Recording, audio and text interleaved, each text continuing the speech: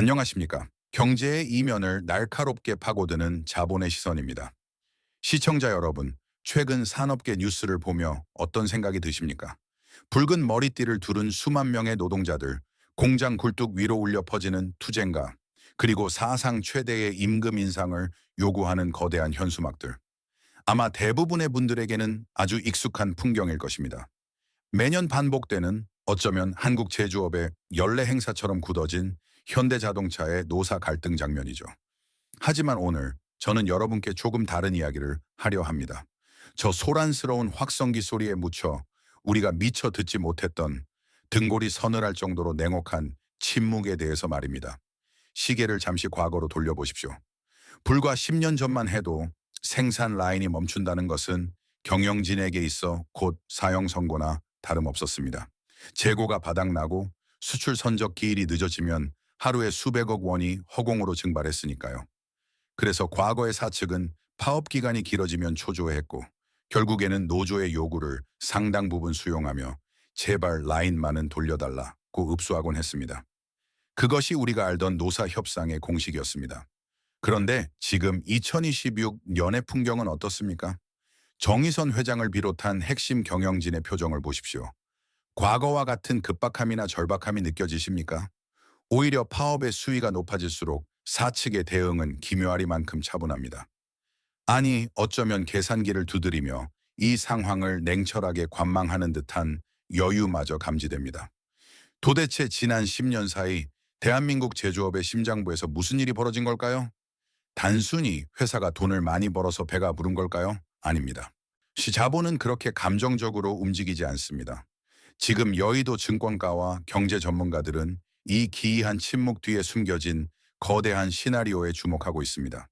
사측이 더 이상 파업을 두려워하지 않는 진짜 이유, 그것은 바로 게임의 규칙 자체가 바뀌었기 때문입니다. 오늘 이 시간, 저는 단순히 노조가 옳으냐, 사측이 옳으냐라는 도덕적 가치 판단을 하려는 것이 아닙니다. 저는 오늘 철저하게 돈의 흐름과 기술의 진보라는 관점에서 분석하겠습니다. 인간이라는 생산 요소가 어떻게 로봇이라는 자본제로 대체되고 있는지, 그리고 최근 통과된 노동 관련 법안들이 역설적으로 어떻게 기업의 자동화 시계를 앞당기고 있는지, 그 불편하지만 반드시 알아야 할 경제적 진실을 데이터로 낱낱이 파헤쳐 드리겠습니다. 이것은 단순한 현대차의 이야기가 아닙니다. 앞으로 5년 안에 여러분의 일자리, 그리고 대한민국 노동시장 전체를 덮칠 거대한 구조적 전환에 대한 예고편입니다. 채널 고정하십시오. 지금부터 그 치밀한 빅픽처를 공개합니다. 자, 거시적인 이야기에서 잠시 시선을 돌려 우리 주변의 구체적인 이야기로 들어가 보겠습니다. 가상의 인물을 한 명 설정해 봅시다. 울산 공장에서 25년 동안 청춘을 바쳐 차체를 용접해 온 50대 가장 김 부장님입니다. 우리는 흔히 이분들을 킹산직, 킹플러스 생산직이라 부르며 부러움 섞인 시선으로 바라봤습니다. 억대 연봉은 기본이고 자녀 대학 학자금 전액 지원에 정년 퇴직 후에도 든든한 연금과 복지가 보장된 그야말로 대한민국 블루칼라 노동자의 꿈이자 정점에 있는 분들이죠. 김 부장님에게 파업은 자신의 가족과 노후를 지키기 위한 정당한 권리 행사였을 겁니다. 화면, 따뜻한 인간의 모습이 사라지고 차가운 모니터 화면 속 엑셀 데이터표로 화면 전환, 인건비, 레이버 코스트, 항목이 붉은색으로 전멸. 하지만 서울 양재동 본사 재무팀 임원의 모니터 속 엑셀 파일에서 김 부장님은 전혀 다른 존재로 정의됩니다. 그곳에서 그는 땀 흘리는 장인도, 한 가정의 아버지도 아닙니다. 그저 매년 복리후생비와 퇴직 충당금을 기하급수적으로 증가시키는 통제 불가능한 고비용 리스크, 하이카스 리스크일 뿐입니다. 냉정하게 계산기를 한번 두드려 보겠습니다. 이것은 감정을 배제한 자본의 셈법입니다. 김 부장님 한 분을 고용 유지하는 데 드는 비용 연봉 1억 원이 전부일까요? 아닙니다. 4대 보험료, 각종 수당, 식대, 통근버스 운영비, 그리고 결정적으로 퇴직 시 지급해야 할 거액의 퇴직금까지. 기업 입장에서 숙련된 정규직 한 명의 실질 비용은 연간 1억 5천만 원에서 2억 원에 육박합니다. 게다가 인간은 변수가 많습니다. 아프면 병가를 내야 하고 나이가 들면 신체 능력이 저하되며 감정에 따라 업무 효율이 오르내립니다. 그리고 무엇보다 1년에 한 번씩 임금 협상 테이블에 앉아 더 내놓으라고 파업을 할 수 있는 권력을 쥐고 있습니다. 그렇다면 이 비용 항목의 바로 옆 칸에 새로 등장한 비교 대상, 휴머노이드 로봇의 계산서는 어떨까요? 물론 초기 도입 비용은 비쌉니다. 대당 수억 원을 호가할 수도 있습니다. 하지만 기업 회계에는 감가상각 디프레시에이션이라는 마법이 있습니다. 로봇 구매 비용을 10년으로 나누고 여기에 유지 보수비와 전기료를 더합니다. 그리고 가장 중요한 변수를 대입합니다. 바로 가동률입니다. 로봇은 점심시간이 없습니다. 담배를 피우러 나가지도 않습니다.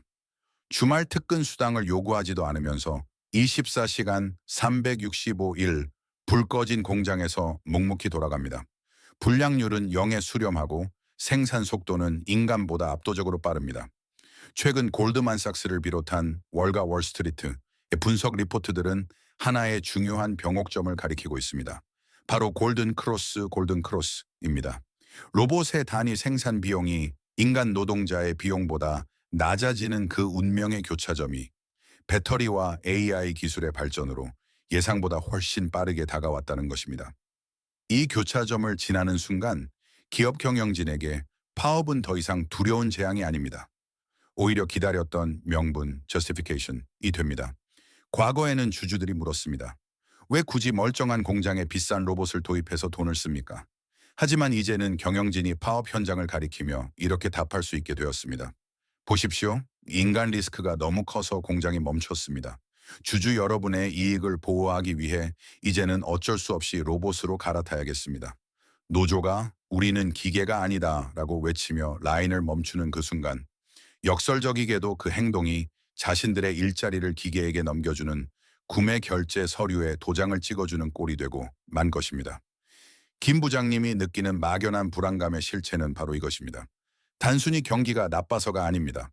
회사가 나를 보는 눈빛이 함께 가는 동반자에서 언제든 대체 가능한 고비용 부품으로 바뀌었기 때문입니다. 엑셀 파일 속에서 그는 이미 지워지고 있는 중일지도 모릅니다. 하지만 이것은 비단 기술만의 문제일까요?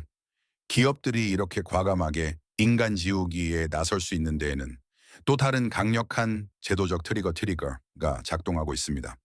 바로 정치권에서 날아온 거대한 입법 파동, 그것이 기업들의 등을 떠밀고 있습니다. 그렇다면 기업들은 왜 지금 이 시점에 이렇게 공격적으로 체질 개선에 나서는 걸까요? 여기에는 단순한 기술 발전뿐만 아니라 자본의 생존 본능을 자극하는 강력한 제도적 트리거가 작동하고 있습니다.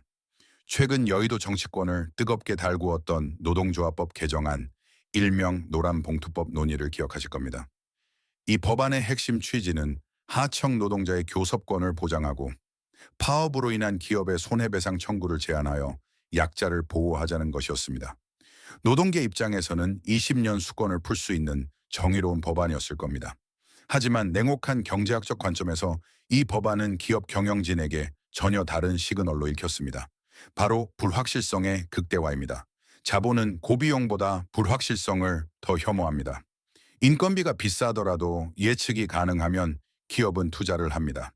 하지만 내가 고용하지도 않은 하청 노조가 교섭을 요구하고 파업으로 공장이 멈춰도 손해배상을 청구할 수 없다면 경영진 입장에서 인간을 고용하는 행위 자체가 감당하기 힘든 무한 리스크, unlimited risk가 되어버립니다. 결국 법이 노동자를 강하게 보호하려 할수록 역설적이게도 기업은 사람을 지우고 법적 책임에서 자유로운 로봇과 자동화 설비로 도망치게 됩니다. 실제로 노란 봉투법 논의가 격화될 때마다 로봇 관련주들의 주가가 요동쳤던 것은 결코 우연이 아닙니다. 시장은 이미 알고 있었던 겁니다. 노동법이 강해질수록 로봇 시장은 폭발한다. 는 이 잔인한 역설을 말입니다. 하지만 시청자 여러분, 여기서 끝이 아닙니다. 진짜 소름 돋는 이야기는 지금부터입니다. 현대차 그룹이 그리는 큰 그림에는 법적 리스크 회피를 넘어선 훨씬 더 거대한 금융 시나리오가 숨겨져 있기 때문입니다. 2021년 정의선 회장은 당시 적자 투성이었던 로봇 기업 보스턴 다이나믹스를 인수했습니다. 구글도 소프트뱅크도 손을 뗀 돈 먹는 하마였습니다. 많은 사람들이 의아해했습니다. 왜 자동차 회사가 서커스나 하는 로봇 회사에 1조 원이나 쏟아붓는가? 단순히 기술 욕심 때문이었을까요? 아닙니다. 여기에는 그룹 전체의 운명을 결정지을 지배구조 개편과 승계 자금의 비밀이 숨겨져 있다는 것이 증권가의 지배적인 분석입니다. 현대차 그룹은 아직 순환 출자 고리를 끊어내고 경영권을 안정적으로 승계해야 하는 막대한 숙제를 안고 있습니다. 이를 위해서는 수조 원, 어쩌면 10조 원에 달하는 천문학적인 현금이 필요합니다. 월급쟁이 회장님이 아무리 부자라 한들 이 돈을 현금으로 마련하는 것은 불가능에 가깝습니다. 여기서 등장하는 마스터키가 바로 보스턴 다이나믹스의 나스닥 상장 IPO입니다. 상상해 보십시오. 만약 현대차 노조가 파업을 해서 공장이 멈췄는데 보스턴 다이나믹스의 로봇이 그 자리를 완벽하게 대체한다고 칩시다. 그러니까 전 세계 투자자들은 환호할 것입니다. 드디어 로봇이 돈이 되는구나. 그 순간 보스턴 다이나믹스의 기업 가치는 폭등하게 됩니다. 업계에서는 상장시 기업 가치가 최소 30조 원에서 50조 원에 이를 것으로 보고 있습니다. 정의선 회장은 인수 당시 사재를 털어 이 회사의 지분 20%를 개인 명의로 확보했습니다. 만약 기업 가치가 30조 원만 되어도 정 회장의 지분 가치는 6조 원이 됩니다. 수천억 원을 투자해서 수조 원을 만드는 수십 배의 수익률입니다. 이 돈이면 세금을 내고도 그룹 전체를 장악할 수 있는 지배구조 개편 자금을 마련할 수 있게 됩니다. 즉 정 회장에게 로봇은 단순한 미래 먹거리가 아닙니다. 그룹의 왕좌를 지키고 경영권을 완성하는 황금알을 낳는 거위인 셈입니다.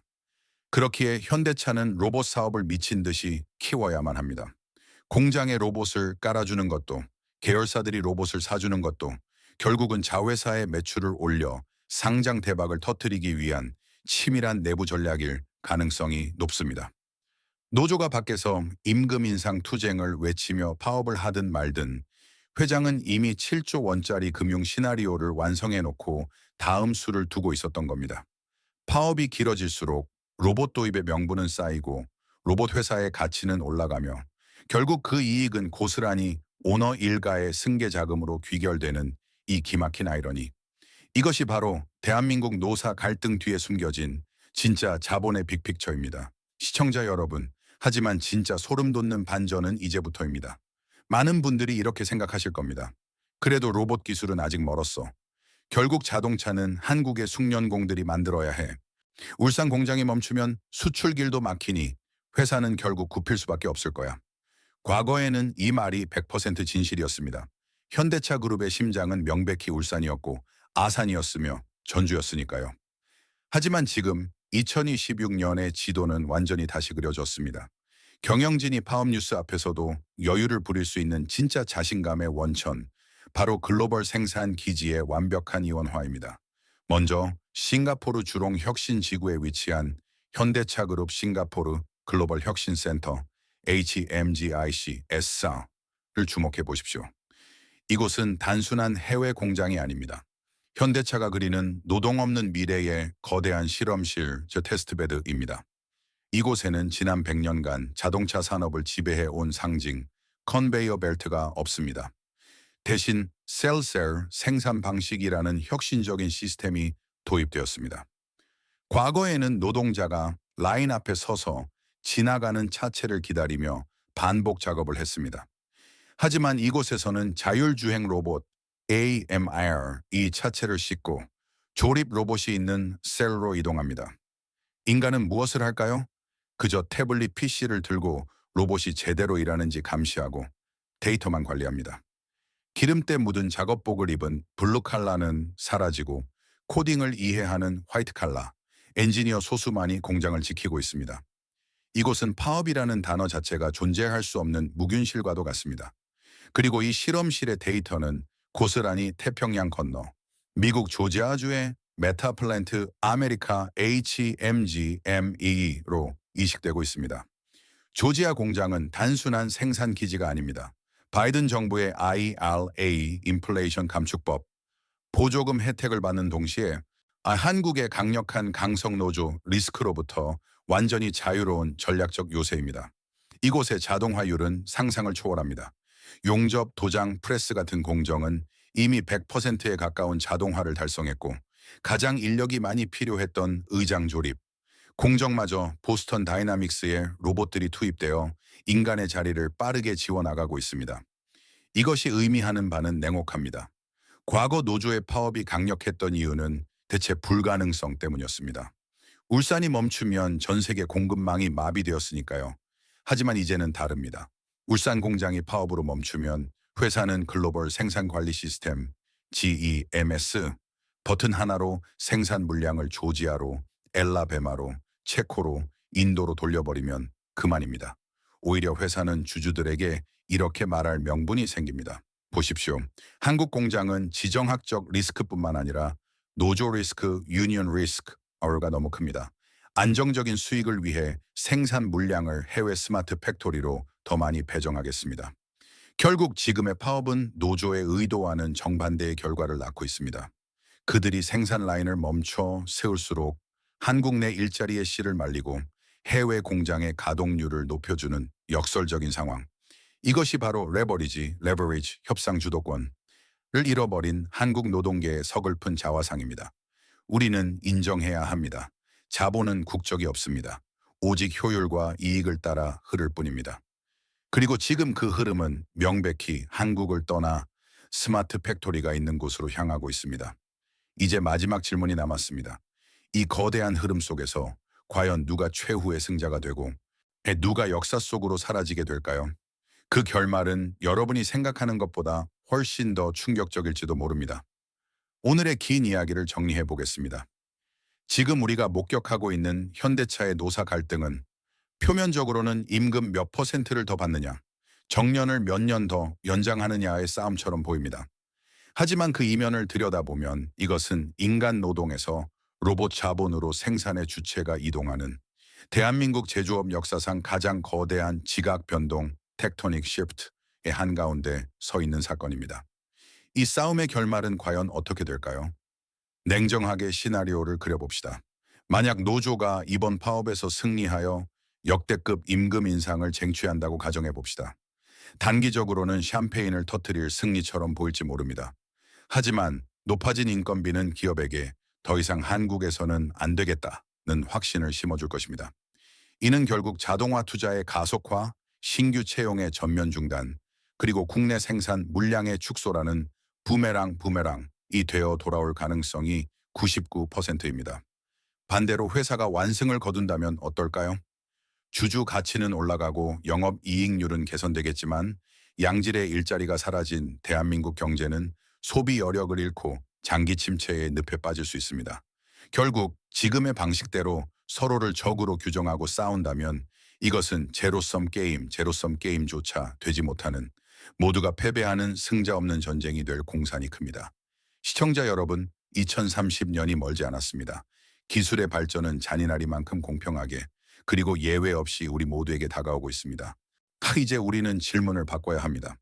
임금을 얼마나 더 받을 것인가가 아니라 로봇이 절대 대체할 수 없는 나만의 고유성, 오리지널리티는 무엇인가?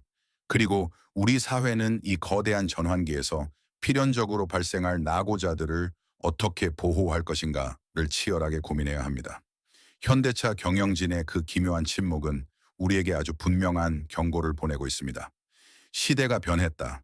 과거의 영광과 방식에 머물러 있다면 다가올 미래에는 당신이 설 자리가 없을 것이다. 지금 이 영상을 보고 계신 여러분은 어느 쪽입니까? 변화를 거부하며 과거의 깃발을 들고 서 계시겠습니까? 아니면 변화의 파도에 올라타 새로운 기회의 땅으로 나아가시겠습니까? 선택은 여러분의 몫입니다. 하지만 한 가지는 확실합니다. 준비하지 않는 자에게 미래는 재앙이지만 준비된 자에게 미래는 기회라는 사실입니다. 오늘의 분석이 여러분의 인사이트를 넓히고 다가올 미래를 대비하는데 작은 나침반이 되었기를 바랍니다. 지금까지 경제의 이면을 읽어드리는 채널명이었습니다. 더 깊이 있는 분석과 냉철한 시각으로 다시 찾아뵙겠습니다. 구독과 좋아요는 영상을 만드는 데 큰 힘이 됩니다. 감사합니다. 면책 조항 및 저작권 안내 본 영상은 공공의 이익을 위한 정보 제공 및 비평을 목적으로 제작되었습니다. 특정 개인이나 단체를 비방하거나 명예를 훼손하려는 의도가 없음을 명확히 밝힙니다. 본 영상의 내레이션과 일부 이미지는 AI 기술을 활용하여 제작되었습니다. 영상에 포함된 분석과 견해는 제작자의 주관적인 해석일 수 있으며 사실과 다를 수 있습니다. 시청자 여러분께서는 이를 참고용으로만 활용해 주시기 바랍니다. 저작권 공정 이용 fair use. 본 영상에 사용된 자료는 저작권법의 공정 이용 원칙을 준수하며 비평 및 교육 목적으로 인용되었습니다.